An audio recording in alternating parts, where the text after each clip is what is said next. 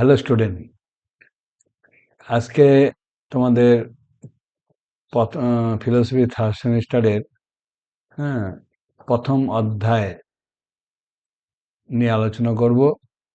তার আগে বলে দেই আমাদের কি কি অধ্যায় থাকবে।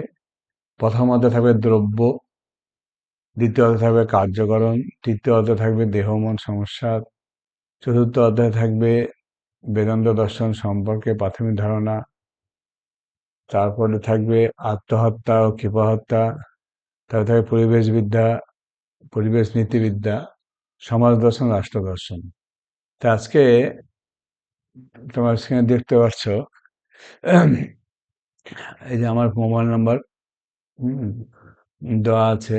যারা পড়তে চাও তারা ফোনে যোগাযোগ করবে। হ্যাঁ, আমরা অনলাইন অফলাইন দুই রকমের ক্লাস করাবো। আমি আজকে প্রথম অধ্যায় নিয়ে আলোচনা করছি। ইউনিট ওয়ানে প্রথম অধ্যায়ের ভারতীয় ও পাশ্চাত্য অধিবিদ্যার ধারণা। প্রথম পাশ্চাত্য অধিবিদ্যার দ্রব্য নিয়ে প্রথম অধ্যায় নিয়ে আলোচনা। দ্রব্য সম্পর্কে বিভিন্ন মতবাদ রয়েছে, সেইগুলো স্ক্রিনে দেওয়া হচ্ছে, একবার দেখে নিবে। আজকে প্রথমে আমি শর্ট কোশ্চেন নিয়ে আলোচনা করছি। তো প্রথম যে কোশ্চেন, প্রতিটা অধ্যায় থেকে আমি 40টা কোশ্চেন আলোচনা করব। তো প্রথম আজকের কোশ্চেনটা আছে আলোচনা হচ্ছে, সেটা হলো কোশ্চেন নাম্বার 1। দ্রব্য হলো তাই যা স্বনির্ভর, যা তার অস্তিত্বের জন্য অন্য কোনো কিছুর উপর নির্ভর করে না। দ্রব্যে এই সংজ্ঞা দিয়েছেন, কে দিয়েছেন? উত্তর হবে ডেকার্ট।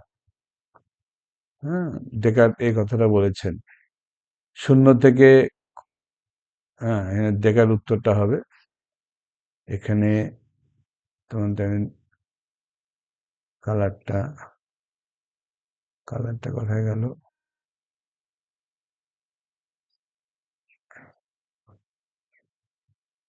প্রিন্ট। এখানে প্রথম কোশ্চেন আমাদের, দ্রব্য হলো তাই যা আমাদের করে। এটা কোশ্চেনটা হবে, উত্তর হবে আমাদের ডেকার্ট।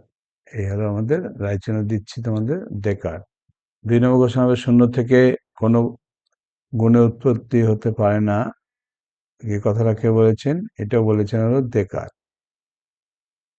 তারপরে কোশ্চেনটা হলো, ডেকার্ট সর্বমোট কয়টি দ্রব্যের কথা বলেছেন?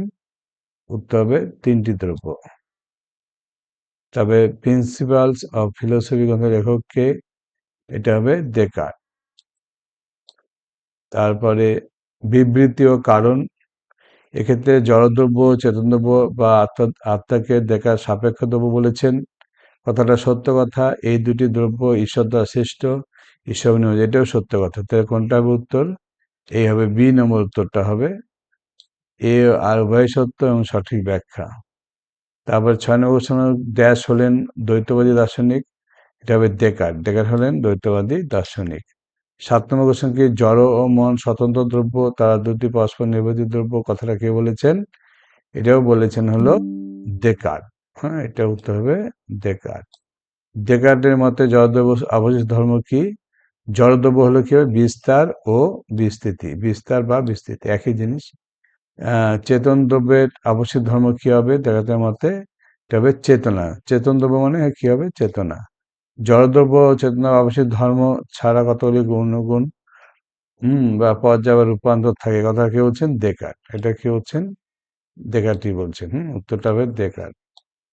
ডেকার্টের মতে দ্রব্যের ধারণা হলো এটা বুদ্ধিলব্ধ, কারণ ডেকার্ট বুদ্ধিবাদী এবং সহজাত ধারণা।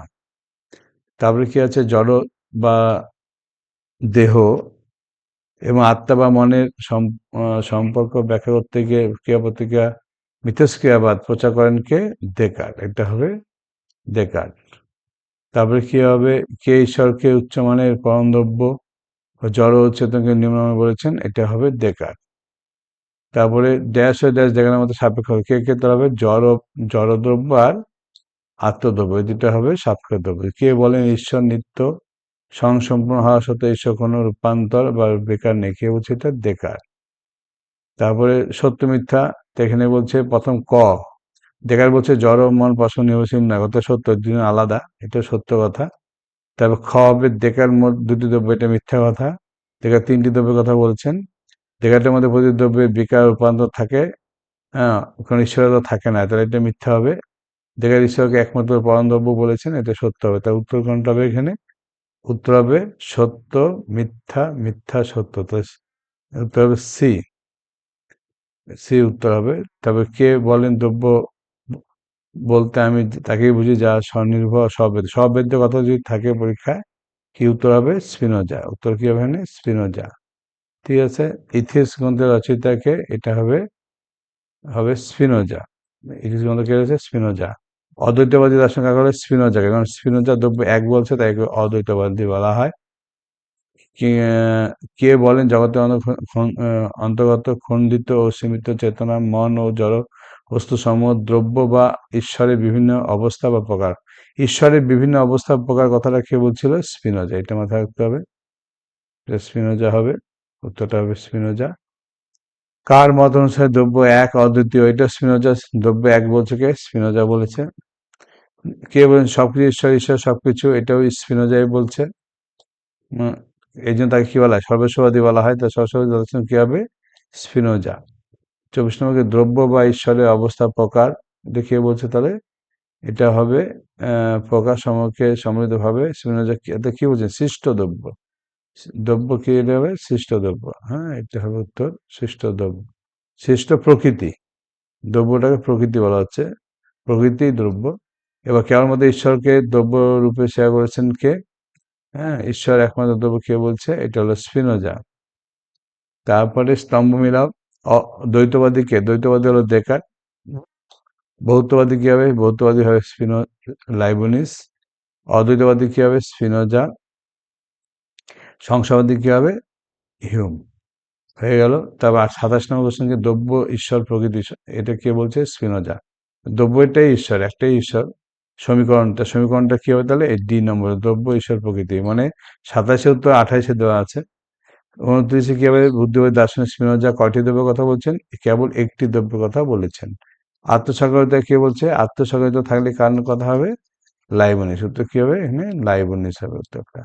কার মতে কেবল সংযত নয়, স্বয়ংক্রিয়তাই দ্রব্যের লক্ষণ, এটাও লাইবনিস বলেছেন, এটাও লাইবনিস হবে। জগতের মৌলিক উপাদান আধ্যাত্মিক বিন্দু মনাড, এই মনাড বা চিত্রায়ন থাকলে কার নাম লিখতে হবে? লাইবনিস। উত্তর কি হবে? এটা লাইবনিস, এটা লাইবনিস হবে উত্তরটা। ওই যে মনাড, এই পরেরটা মনাড আছে, মনাড থাকলে কার নাম লিখবো আমরা? লাইবনিস। উত্তর কি হবে? লাইবনিস। খ স্তম্ভ, ডেকার্ট কয়টি দ্রব্যের কথা বলছিল? দ্রব্য তিনটি, তাহলে এটা ডেকার্ট সময় তিনটি দ্রব্য। স্পিনোজা কয়টা বলছিল? স্পিনোজা কেবল একটা দ্রব্যের কথা বলছিল। লাইবনিস বহু বলছিল। আর হিউম কি হবে তাহলে? লাস্টেরটা হবে এ, দ্রব্য বলে কিছু নেই, হিউম বলছিল।